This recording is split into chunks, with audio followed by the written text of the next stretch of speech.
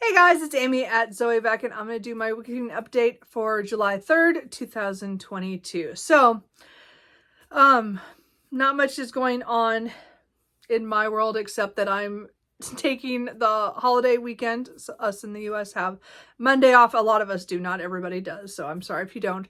I'm glad that I get the day off just to be away from work. Not that it's been bad, but I've been spending every morning going out and tearing out blackberry vines that kind of went out of control. They're not ones we planted. They just appeared in the yard a couple years ago. And so every year I've had to cut a few down. But when I got sick with all the hay fever in the last month, I wasn't able to go outside. I mean, and even now I can kind of tell that the grass's pollen is getting to me.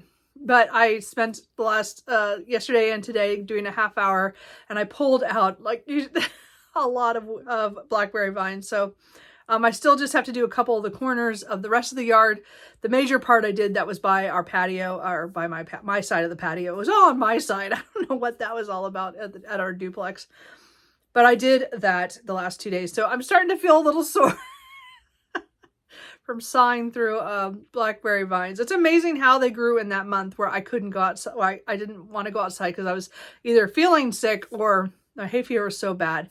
And it was insane. So anyway, I'm hoping it's been really cool and overcast in the mornings, the last 2 mornings. So I'm hoping tomorrow morning I'll get out again at about 6:30 in the morning and I'll finish up the last, the corners of the yard. And then there's one big bush by the fence gate. And then I think I'm going to be done for a while, I hope. I mean, if little things sprout up next weekend, then I'll go out and take care of those. But I am not letting it go that long again if I can help it. It's been a lot. Anyway, but that's just my little, and I wish I'd taken before pictures. I didn't take any, and I should have, because it was pretty overgrown. And as I said, I let it go because I was sick. And, it was my side of the duplex yard, so I had to do it. It's not fun. Anyway, so beyond that, I'm just pretty much reading to escape the world.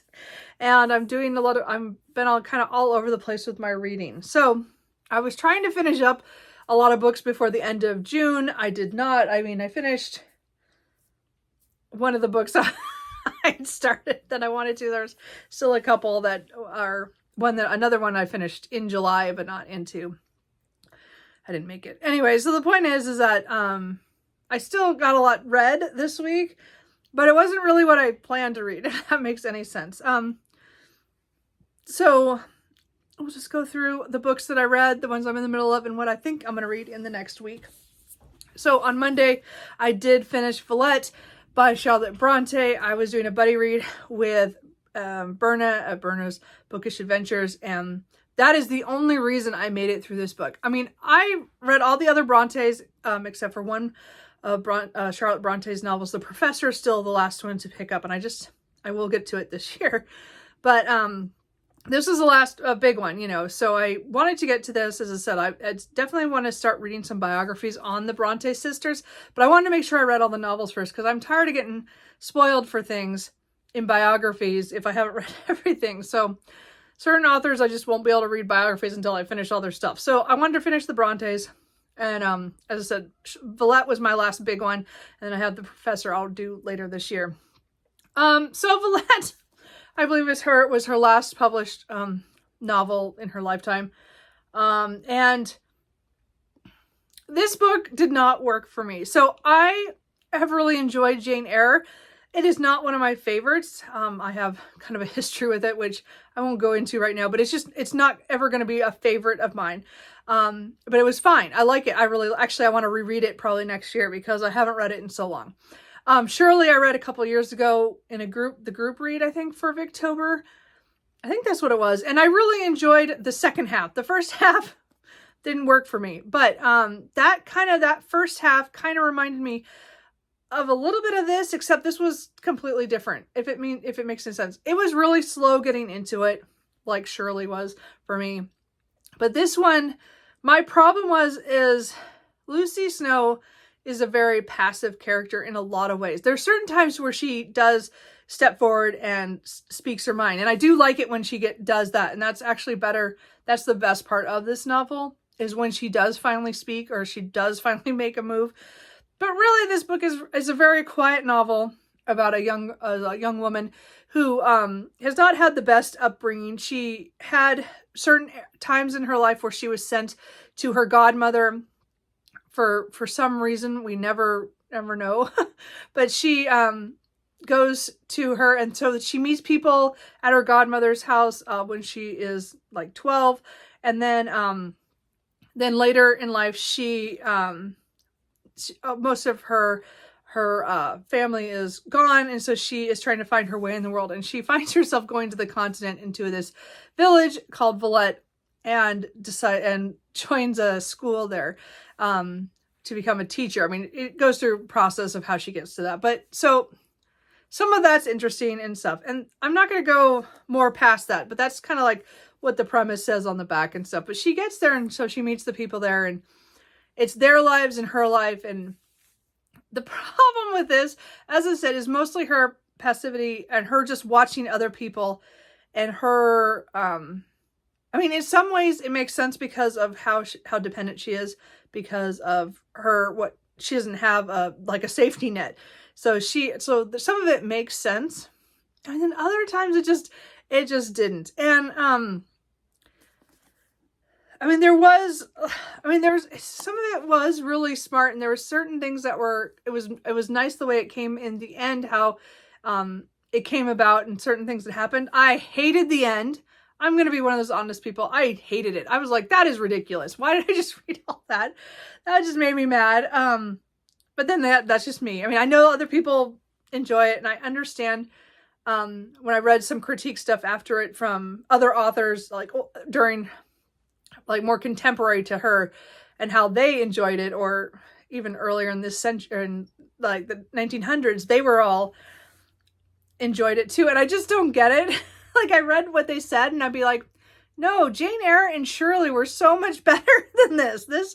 I just didn't find, I didn't find the love for this, I guess, is that. So I don't want to say much more than that. I mean, I don't know. I mean, I'm trying not to spoil anything, but this book did not work for me. I'm glad I read it, because it does bring up a lot of things in her that she might have dealt with when she was a teacher in Belgium, and and stuff that happened to her. But this story did not work for me. I think it was very disjointed. I didn't like how it was kind of patched together. I didn't like how we didn't know a lot about Lucy from beforehand. And we know, like, her history is so vague, and I don't know, there's just a lot of things about this, and then some of the little mysteries were kind of ridiculous, but I don't know. Let's just say this was not a hit for me. I'm not going to say it was like I was disappointed. I just thought I would enjoy it a little bit more. I knew the premise wasn't anything that I was, screaming I'm going to really love this, but I have to say that halfway through this, the only reason I continued reading this month, in June, or, during June, was because I was reading it with Berna, and reading 2 chapters a day made it easy to keep on track. I mean, when I got sick halfway through the month, I did get behind a couple days, but then I was able to catch up, because I wasn't that far behind, because, again, we were doing 2 chapters a day, because it's like 42 chapters. So it worked out. I'm disappointed in a way. I was hoping to like this a little better than that, but I'm also like, well, I wasn't expecting to like it too much. I don't know. It was not for me. It was not the classic for me. I don't know if I'll ever reread that. I don't know. It was interesting.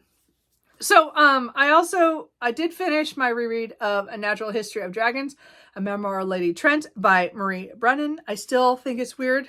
Her name is missing from the front of the cover. It is there on the side, or I guess it's right there. Anyway, so I got this book from TNL Books. I'd read this when it first came out. I read it from the library, and I really enjoyed it, but I never continued. And I'm glad I reread it, because there's stuff that I didn't remember it going that way. Because it's been, that's 9 years. It's been a while. I did listen to part of it when I was sick on audio, and it was narrated by Kate Redding. So I might continue the series on audio, because that was pretty cool. but I'll have to see. I don't think my library has the audio or something. I have to check. I seem to think that they didn't have it, so I might have to use my Audible credits or something. But I really, really enjoyed this overall. It's fantasy, historical fantasy, it's kind of like Victorian times, but there are dragons in the world. And Isabella, we kind of see her growing up and her getting married, and how she is able to go on an expedition to study dragons, and her going to that country and what happens there while they're there. I really did enjoy this book. The ending, I did remember. That was the one thing I did remember about this book. I didn't remember a lot about the middle or how it all went, but I remembered the end. And so I was still upset when I got to the end because I knew it was coming. But I still think it's a really great book, and I'm looking forward to picking up the next one. I think it's A Tropic of Serpents, but so it's a whole different setting because she's going to a different country, because this is more of a colder northern climb, or mountainous. And so that was kind of interesting because they were like rock dragons, I think, or something like that lived in caves. So I'm kind of curious to see how the next book goes. Again, it's a 5-book series, so I hope to pick up the next one fairly soon. I don't think it'll be this month, but maybe next month. I don't know. But have you guys read this one and continued on? I think it'll be good because I really, really enjoyed this. There's funny points. Again, it's told by by Isabella and her, and so it's her looking back as a very older woman.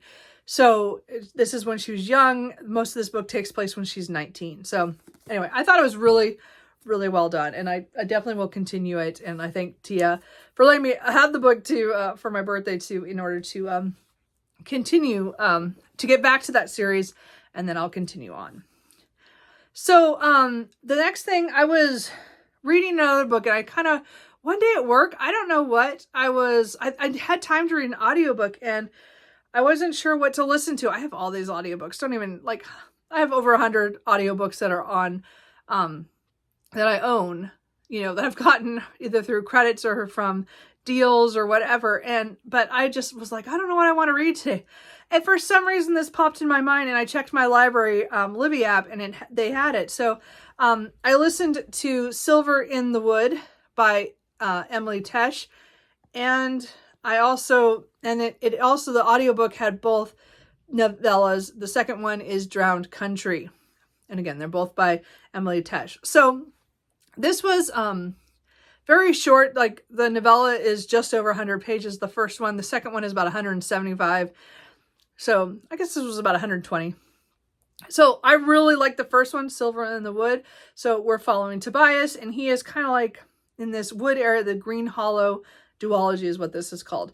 And he lives in the woods, and he's connected to the woods, and he's been connected to the woods for about 400 years. And there's a story of how that happened and things he does in the woods. And people know of him, but they don't actually know what he is, kind of thing. And then one day, a man named Silver comes in, who is his new landlord, and they have a connection, and things happen. So I really liked this first one.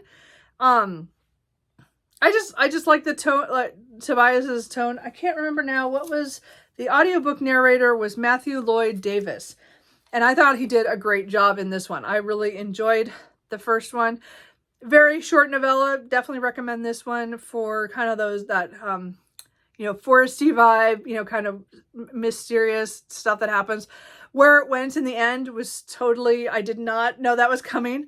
I loved Silver's mother. I'm just going to put it out there. She is the best character. I loved her. I just loved her. Anyway, I loved her in this one. So she was awesome. So I really enjoyed this one. And then, as I said, Drowned Country is the second one. It's a little bit longer, and I don't like it quite as well. And I think it's because I did know this going in, that it changes narrator. We're not following Tobias anymore. We're following Silver. And Silver isn't as likable in here as he was in Silver in the Wood. Because now we're in his head, and things have happened to him that I don't want to go into, but so there's reasons that he's maybe not the happiest person here in the beginning part of this, and then they go on their adventure that they go on. I liked world building things in here and some things that happen, and that some of it I'm like, oh, I wish I had more of that. I wish I knew there's more to learn. So I don't know I mean, again, it's a duology. I think it's listed that way, so I don't think there's more in this coming. But it just seemed like there's a lot of stuff that it could have been explored more in this one. But I didn't like to buy it being in Silver's Head as much. It didn't really do much for me, but I still liked it. And again, the audiobooks were really short. It was like I said, that mine was a combined audiobook from the library, so I listened to both back to back. Work was really boring that day, so I was able to do that. So the Green Hollow duology. So again, I really enjoyed the first one. Second one I think is going to be hit and miss for a lot of people going into it, because the first one was a certain way and the second one is still that world, but it's just not the same. I don't know. There's a really there's a fiery character that comes in. She does kind of change things up in here that I did like her. And Silver's mother's still in here. I still like her. But anyway, so that was kind of like, that was not a planned reading thing. As I said, that day I was bored and I just thought of the Silver in the Wood for some odd reason, and I thought to check my Libby app, and there it was. And so anyway, so Jane Austen July started on the 1st, but as I said, work was kind of boring, so I was able to listen to audiobooks while I played with my spreadsheets and labeled things, because I'm so close to being done. Anyway, I'm really close. We're hoping this next week we're going to get a lot of things moved out so I can do the last parts of the parts room. I'm so excited. It's so close. Anyway, Jane Austen July is taking place. Again, that's put on by Katie at Books and Things, Marissa at Blakeney Bookish, and Claudia and Spitzer's Library. And again, I've taken part. I did go back and I have taken part in every year that it was, because I guess it started in 2018. I thought it started in 2017, and I know I didn't take part in it then because it wasn't on my books I read that year, and I'm like, well, I must not have done it. I've been doing it every year, which is cool. Anyway, so this is the 5th year. And I did start this on Thursday the 30th because I didn't have I had another audiobook. As I said, I have tons of audiobooks I could have read, but I had this one. I'd already bought this one last year, I think, after everybody talked about it. So I had it on my Audible account. So I just got the library book so that I could look at the pictures and stuff. Because this is a different kind of a biography on Jane Austen, and I would not start with this one. This is not one you read if you have not read all of her novels, all of her juvenilia, or all of her unfinished work. Don't read this until you have read all of those things and probably have read another biography on Jane Austen. This one is told by small objects of certain things of that time period or in Jane Austen's life. And then she talks about Jane Austen's life and her relation to that, or how that reflects in her novels or in her letters. And that's another thing, maybe read some of her letters. I don't know.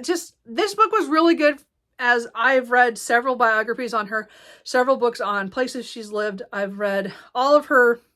I've read everything that I can by her that we have access to, except for some of her letters. As I said, I read a collection of her letters, and I have now the whole book to read all of her letters that we have access to. And I haven't gone back and read that yet, because someday I will. I might have to break that up at another time. Anyway. Point is, so there's only some letters that I haven't read. Everything else I've read. So this worked really well for me. I think Paula Byrne did a really great job using an object and then kind of talking about different aspects of Jane Austen's life that aren't always talked about in her biographies, or things that were going on in the world at that time, and why that would be important, and how it shows up sometimes in her novels or her juvenilia or in her letters. And I thought this was a really great biography on her. I still think this is definitely not a level 1. You just need a more background. I mean, again, it's one of those ones, it spoils all the books. It talks about all those plot points and why those things, how they relate to certain things in Jane Austen's life, or objects or things that happened in Jane Austen's life.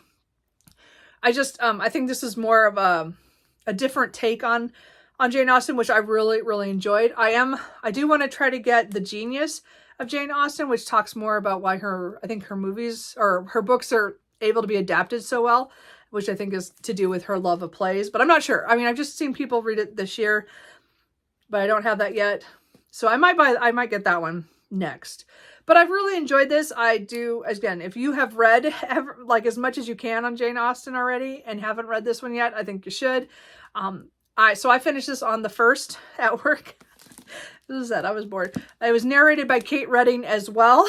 So I had 2 books in a row that I didn't read all of A Natural History of Dragons by audio, but it was Kate Reading both times. I thought that was kind of funny. Anyway, so this, as I said, I really enjoyed this, and I'm glad I listened to it, and I won't have to get the book again from the library if I listen to it again sometime, because I think it would be when I revisit, because it's not the chronological biography of her. It's kind of as told in sections, so I could listen to part of it and then leave it alone for a while and come back. So I don't know. I think that was good. Anyway, so that was my first Jane Austen completion. I started a little early, I admit it, but I was just ready for it, so I did it. Anyway, so the last book is one I finished last night, which is Wolf Gone Wild by Juliet Cross. This is the first book in the Stay a Spell series. What are you doing? Sorry, that's Cooper. Anyway, so this one I had it on my July TBR. I picked it up a little early. I picked it up, I think, about Tuesday. And I thought I was going to just burn through it the last couple days of June and get it done. And I did not, because I kind of stalled out. As I said, I listened to I listened to a lot of audiobooks and during this week. And then I didn't read a whole lot when I got home. I don't know why. It just goes that way sometimes. But this was a cute paranormal romance. So we're following Mateo, who is a werewolf who all of a sudden in the last couple months has not been able to do his monthly shift. They don't have to shift on the full moon, but he should do it at least once a month, his shift. And he is not able to, and he is starting to have issues with this because his wolf inside of him is now talking to him. So he tries to find some witches to help him because he thinks he's been hexed. So he goes to this group of sisters who are kind of like the most powerful witches in New Orleans, and he meets Evie, who is the best hex witch out there, I guess. And so so she and him start hanging out together because his wolf quiets down when he's near her because of her certain kind of magic. And then her and her sisters are trying to find a way to break the hex. But things go wrong, and it's not what they think it is. And we see Mateo and Evie get closer and closer together, but they're trying to kind of like, oh, we're just friends, but they don't want to be just friends, kind of thing. So this was cute. I don't think it's like one of the best paranormals I've read. I think this is indie press, so it's not. It's really weird is that it takes place in New Orleans, but to me, it doesn't have that vibe or that feel of it. It was really odd. I think the things that took place, like in their houses and the businesses that they talked about, which were all, those I could all see. But for some reason, the city seemed very blank to me. And I don't know why that is. And I don't know if it's just because I've read a lot of books that take place in New Orleans. I mean, I've never been there. I'm not sure. But that was like the only it was just a slightly weak in that. As I said, it wasn't, I liked the way that the person who turned out to be the bad guy was not the one I thought it was. I kept thinking it was this other person. And I was like, oh, don't let it be them. Because that would be too obvious. And it was. Because it wasn't them. The other person I should have realized, but I didn't. So that was good.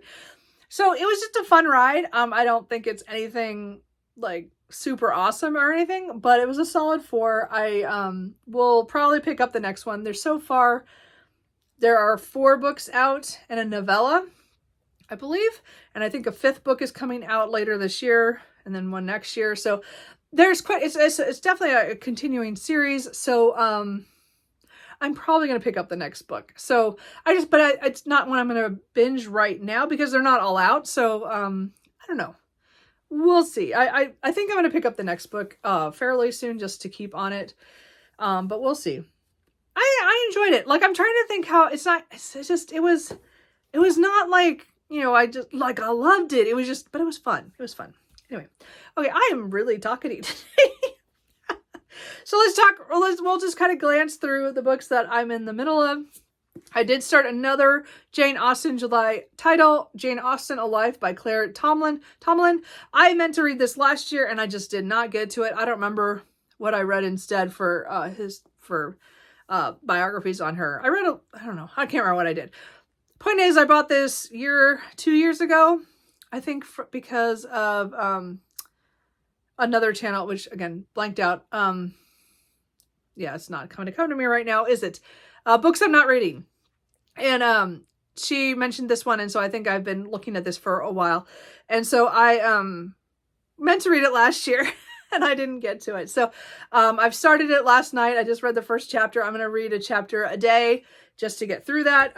It's really interesting to read that after reading the Paula Byrne one because again, that was all out of order and all over the place. And this is like a strict timeline, which is much more my pace or my way of looking at it. So it's kind of cool because I know things. Again, I've read biographies before, but I definitely I'm enjoying this one so far. We'll see. I'm only a chapter in, but we'll read more of that. I did start my reread of Heartstone by L. Catherine White. I just couldn't not. I just needed to read this. So I'm only 50 pages in. And again, this is Pride and Prejudice retelling with dragons. It's very loosely on Pride and Prejudice. I mean, this main structure is there, but the names are all slightly changed because it's a fantasy world. And there are, of course, dragons in the world, and there are, I can't remember what their kind of creatures are attacking. And so these dragon riders come into town. That's the characters that like Darcy and Bingley are supposed to be. I just love it. And anyway, so I'm gonna reread that. I read that every year now that I've started threats. And then I started my audio reread of Pride and Prejudice by Jane Austen. So I'm gonna read one of her main novels. I probably will read a couple of them. This one probably in Persuasion. We'll see.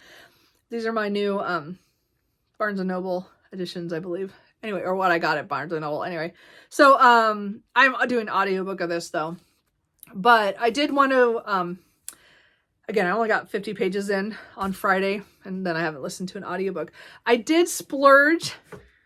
Kat, you're not helping.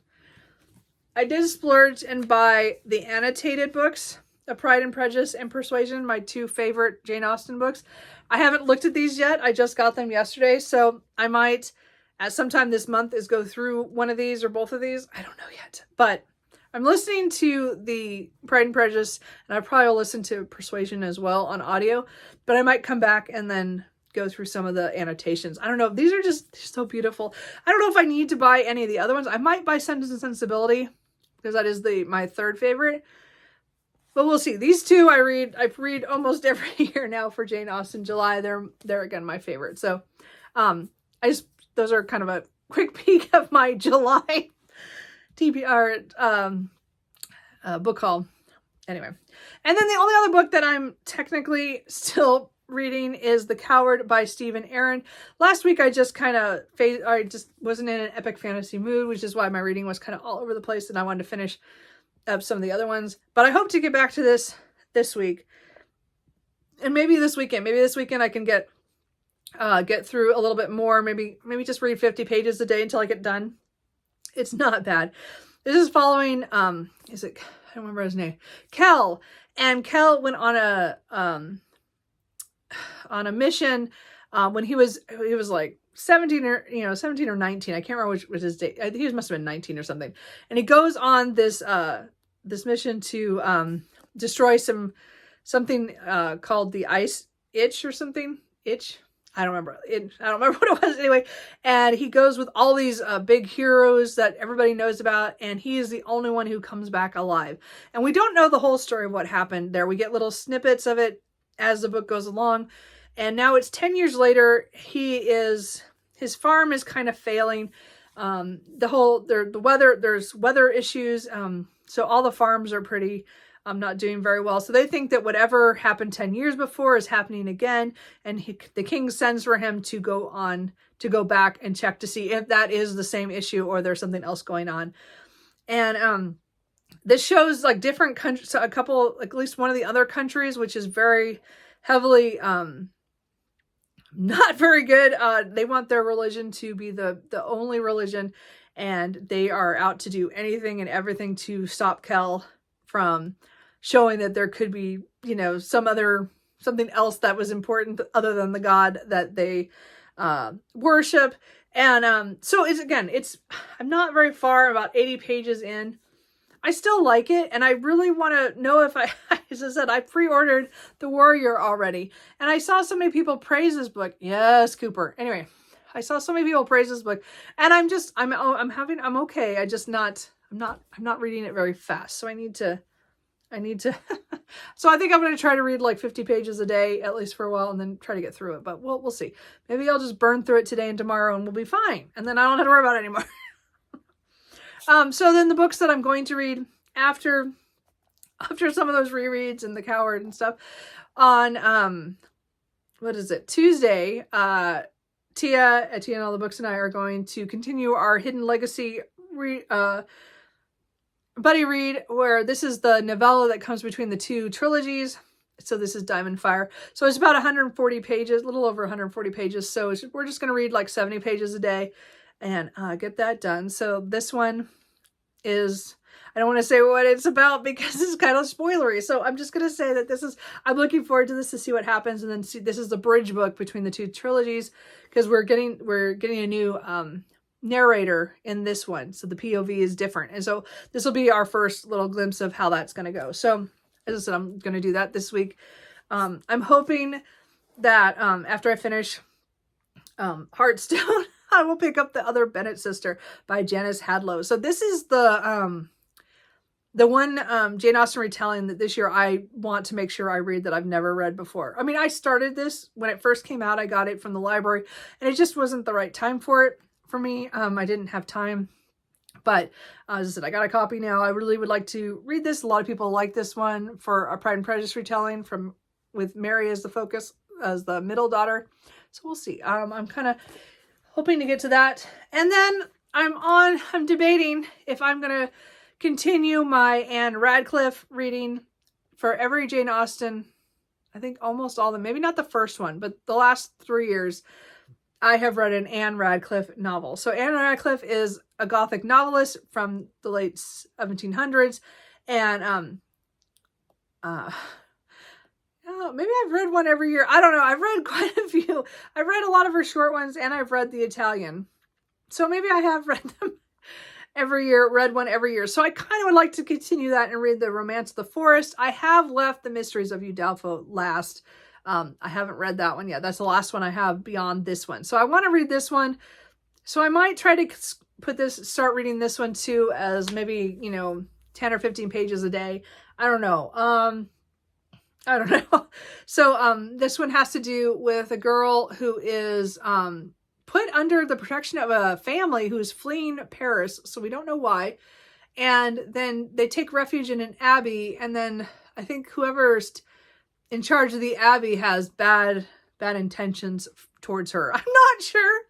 Again, it's a Gothic novel, written in 1791 or published in 1791. So this was written a decade before the Mysteries of Udolpho or The Italian. So it's one of her earlier ones. And again, I said, I've read one a year. I probably will continue. I just forgot to do that on my TBR. I just forgot about it. Anyway, so that is it. Sorry, I've been talking a lot, but I had a lot to say about Villette. And then a lot of other things I was reading. Anyway, so it was, I got some stuff done, but maybe not what I expected. So we'll see how this goes. As I said, I don't know what I'm going to, if these are the books I'm going to pick up this week. We'll see. The way my reading's going, I'm all over the place. So I think that's normal. And Cooper is just being super cute here. So anyway, what are you guys reading? Are you taking part in Jane Austen July? What are you reading? Which novels are you picking up? I know there's a group read of the Pride and Prejudice. Again, I just read Pride and Prejudice like every year, so I'm not actually doing it for the group read. I do have Lady Susan on audio from my library, so I might listen. Kitty, oh my gosh, he's attached to me. I do have Lady Susan by Jane Austen on audio from the library, so it came up from my hold. So I mean, I've read it physically before, so I might listen to it this time around. That is the other group read, but I might do it soon so that I can return it, because it's not a very long, it's like less than 3 hours. So anyway, so that's another thing I could read, but there's other books I want to read. There's so many things, so I'm trying to get things done, but it's right now I just want to pick up everything. As you can tell, I have a lot of things in progress, which is not one of my favorite things, but right now that's just the way it is. So anyway, I hope to have a few videos up later this week. My book haul and mid-year book freakout tag will hopefully be up this week, and then I'm going to try to work on this weekend and maybe film next weekend more of like a stats and a kind of a goals check-in. I'm trying to get that stuff together, so we'll see if I can do that. I don't know. Anyway, that's it. Oh, I didn't clear my board, so we'll just do the last things I have for June. I'm just gonna do June. So I did finish Villette, which was a classic. Yeah, and then I read the I did a reread because I did the Natural History of Dragons. And then I started a series with Silver in the Wood, and then I finished it with The Drowned Country. So that's April, June, and July. So yeah, I will clear the board off now. That was all my rereading. Yeah, I'll talk about my stats, as in how many books I've read and how many rereads altogether. It's kind of a scary number in some ways, but oh well, like I've enjoyed that part of my reading a lot. So anyway, I think that's it. Sorry. Okay, I will go now. Let me know anything you're reading or if you're taking part in Jane Austen July, and I will talk to you guys later. Bye.